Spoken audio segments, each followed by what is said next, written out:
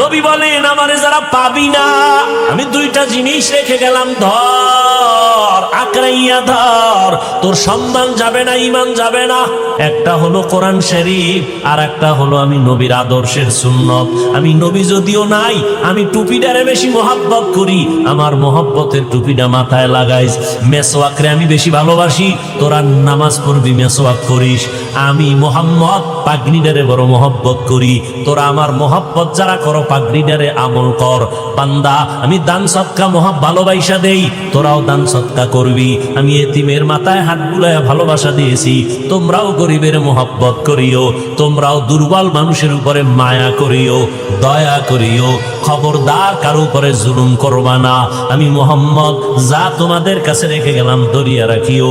আমি কিয়ামতের দিন তোমার এই মায়ার কারণে তোমার জন্য সুপারিশ করে জান্নাতের ফয়সালা করব।